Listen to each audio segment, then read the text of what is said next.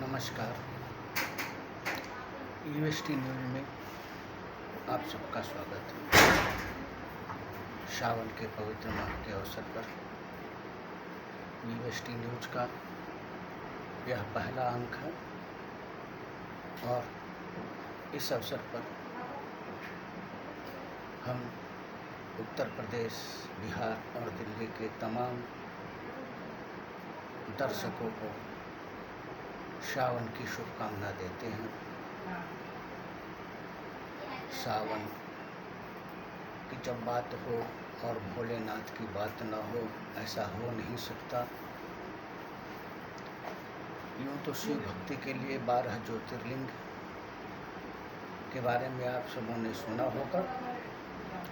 सोमनाथ, मल्लिकार्जुन, महाकालेश्वर, ओंकारेश्वर, केदारनाथ, भीमाशंकर, काशी विश्वनाथ, त्र्यंबकेश्वर, बैद्यनाथ, नागेश्वर, रामेश्वर और भुवनेश्वर।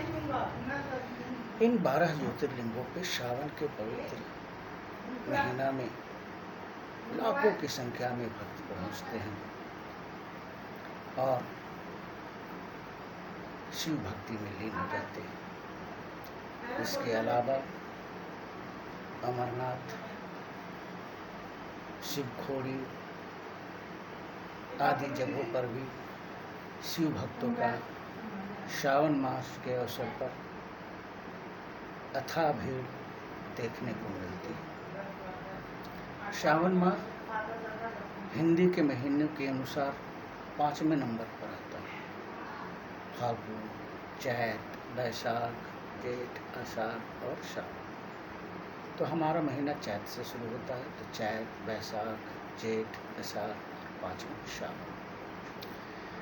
सावन महीना चारों तरफ हरियाली होती है, खुशहाली का प्रतीक होता है और भोलेनाथ के सबसे प्रिय महीना मास माना जाता है।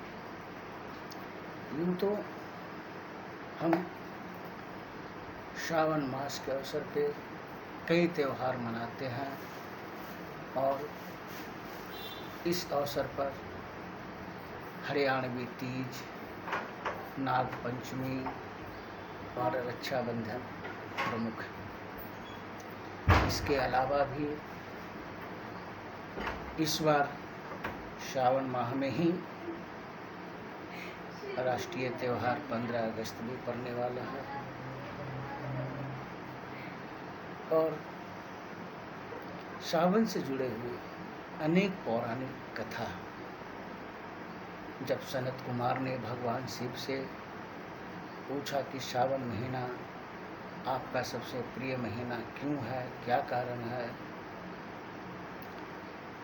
तो उन्होंने बताया कि जब देवी सती अपने पिता दक्ष के घर में योग शक्ति से शरीर त्याग किया था, उसमें पहली देवी सती ने महादेव को हर जन्म में पति के रूप में पाने का प्रण सावन मास में ही किया था। जब सती दूसरे जन्म में पार्वती के रूप में हिमाचल के घर में रानी मैया के पुत्री के रूप में जन्म लिया, पार्वती ने युवावस्था के सावन महीने में निराहार रहकर कठोर व्रत किया और शिव को प्राप्त किया।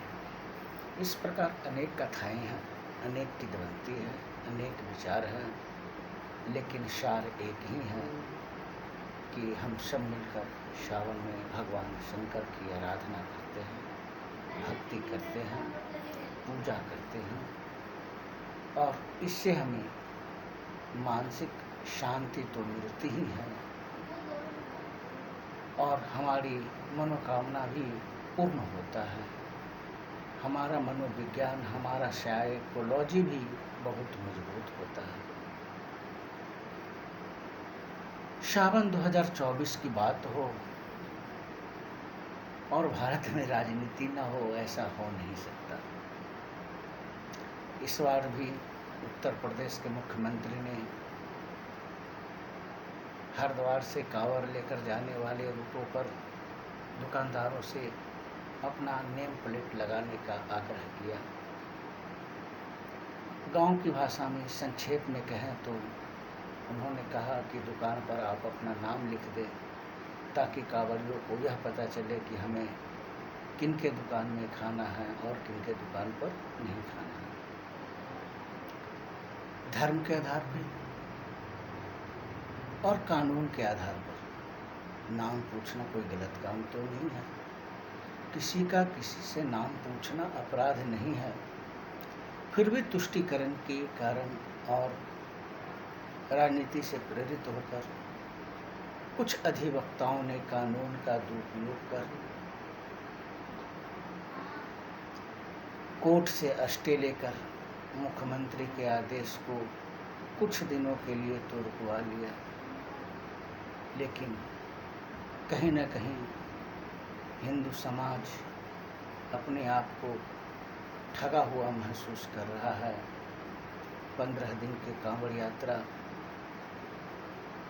उत्तर प्रदेश में होता है और कोर्ट की प्रक्रिया में तारीख पर तारीख आम बात हो गई।